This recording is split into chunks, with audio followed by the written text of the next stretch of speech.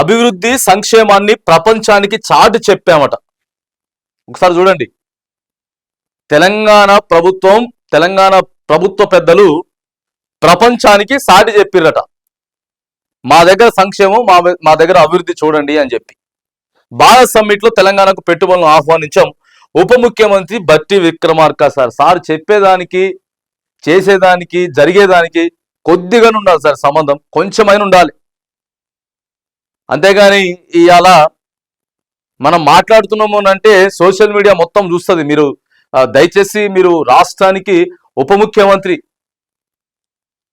So దేశం యావత్తు కూడా చూస్తుంది పొలిటీషియన్ ఏం మాట్లాడుతూ ఉన్నారు. మీరు ఒక మంచి పొలిటీషియన్ బట్టి విక్రమార్క గారు అని అంటే కాంగ్రెస్ పార్టీలో ఫస్ట్ వినపడేటటువంటి పేరే అది బట్టి.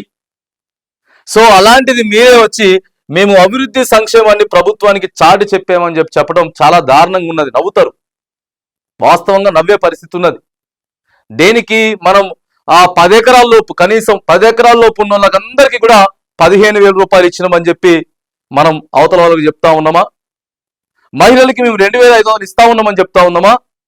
మహిళలకి మేము తులం బంగారం ఇచ్చినామని మనం సాటి చెప్తా ఉన్నామా? మహిళలకి మేము స్కూటీలు ఇచ్చినామని చెప్పి సాటి చెప్తా ఉన్నామా?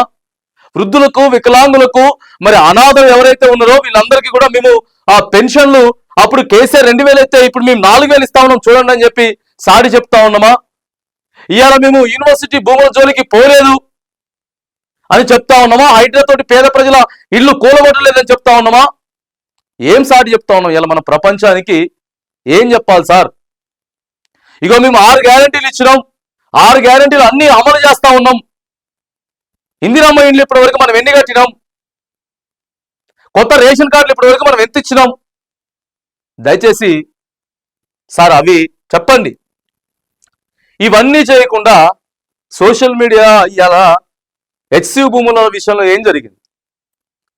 ఆడ విద్యార్థులంతా కూడా దేశం యావత్తు ఉన్నారు విద్యార్థులు. ఇలా మొత్తం వెళ్ళిపోయింది కేంద్ర గవర్నమెంట్. మొన్న మోదీ మాట్లాడింది కదా, అక్కడ తెలంగాణ ప్రభుత్వం బుల్డోజర్ల ప్రభుత్వం అయిపోయింది, ఆడ చెట్లని మొత్తం కూలగొట్టేటటువంటి కూలగొట్టే ప్రభుత్వం అని చెప్పి మాట్లాడలేదా? ఇదే కాంగ్రెస్ పార్టీ అధిష్టానం రాష్ట్ర నాయకులకి చెప్పలేదా? ఎందుకు ఇష్టానుసారంగా చేస్తా ఉన్నారని చెప్పి చెప్పలేదా? మరి ఇట్లా ఇక్కడ ఇన్ని సమస్యలు పెట్టుకొని ఎట్లా మీరు డైవర్ట్ చేసేటటువంటి ప్రయత్నం చేస్తా ఉన్నారో అర్థం అయితలేదు. చూడండి, సారు అభివృద్ధి సంక్షేమాన్ని ప్రపంచానికి తెలంగాణ చాటి చెప్తా ఉందని చెప్పి చెప్తున్నారు. తెలంగాణలో జరుగుతున్న అభివృద్ధిని, సంక్షేమాన్ని భారత్ సమ్మిట్ వేదికగా ప్రపంచానికి చాటి చెప్పామంటూ ఉప ముఖ్యమంత్రి బట్టి విక్రమార్క తెలిపారు. శుక్రవారం నోవాటెల్ హోటల్లో మంత్రులు శ్రీధర్ బాబు, పొన్నం ప్రభాకర్, కేంద్ర మంత్రి మాజీ సల్మాన్ ఖుర్షిద్, పిసిసి అధ్యక్షుడు మహేష్ కుమార్ గౌడ్, భారత్ సమ్మిట్ కన్వీనర్ పుష్పరాజు మాట్లాడుతున్న బట్టి పక్కన సల్మాన్ ఖుర్షిద్, మహేష్ కుమార్ గౌడ్. సో ఇది చెప్పాలి, ఇది వాస్తవమేనా అనేది ఈడ మనం చెప్పటం కాదు, తెలంగాణ సమాజం చెప్పాలి. దాదాపుగా 4 కోట్ల మంది జనాభా ఉన్నటువంటి ఆ తెలంగాణ ప్రజలు మనం ప్రపంచంతోటే పోటీ పడుతున్నామా? ప్రపంచానికి సాటి చెప్తున్నామా?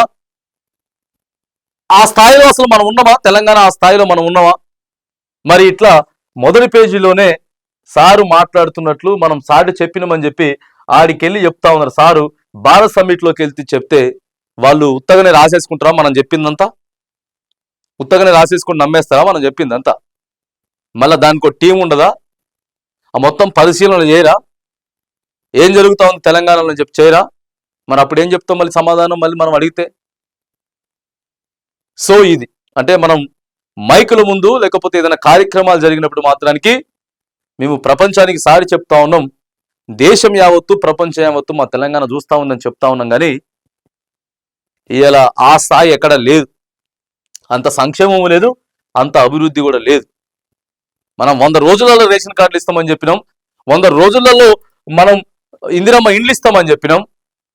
ఇవాళ సంవత్సరం అయిపోతా ఉంది, ఒక్క బిల్డింగ్ కూడా ఇంకా ఎక్కడా లేదు, ఒక్క ఇందిరమ్మ ఇల్లు లేదు, ఒక్క కొత్త రేషన్ కార్డులు లేదు. ఇక స్కూటీల సంగతో లేకపోతే తులం బంగారం సంగతే దేవుడికి వదిలిపెట్టి ఇవాళ అదే సమ్మిట్ లో ఇదే ఉప ముఖ్యమంత్రి గారు మేము ఎన్నికల హామీలప్పుడు ఆడపిల్లలందరికీ స్కూటీలు ఇస్తామని చెప్పినాం, మేము ఎన్నికల కంటే ముందు అందరికీ కూడా పెళ్ళైన ఆడపిల్లలందరికీ కూడా తులం బంగారం ఇస్తామని చెప్పినాం. అని అక్కడ సమ్మిట్లో చెప్తే ఎట్లుండేది? నవ్వరు వాళ్ళంతా. ఏమేమి హామీలండి? అసలు అమలయ్యే హామీలేనా? మీరు ఇచ్చిన 6 గ్యారెంటీలు ఈ చెప్తుర్రా ప్రపంచానికి అని చెప్పి అనుకోరా? సో ఏది వాస్తవం, ఏది జరుగుతా ఉంది, క్షేత్రస్థాయిలో ఏం జరుగుతుందో, మనం ఏం మాట్లాడుతా ఉన్నాం అనేది దయచేసి ఆలోచన చేసి మాట్లాడండి. అంతేగాని మొత్తం అయిపోయింది, ప్రపంచానికి సాటి చెప్పేసినాం, ప్రపంచంతో పోటీ పడతా ఉన్నాం అంటే మాత్రానికి మన తెలంగాణ గౌరవాన్ని మనం కొద్దిగా తగ్గించుకున్నట్లయితుంది. ఇప్పటికైనా సరే ప్రభుత్వ పెద్దలంతా కూడా దయచేసి ఆలోచన చేయండి, ఆలోచన చేసి మాట్లాడాలని చెప్పేసి తెలంగాణ సమాజమే ఇలా కోరుకుంటుంది.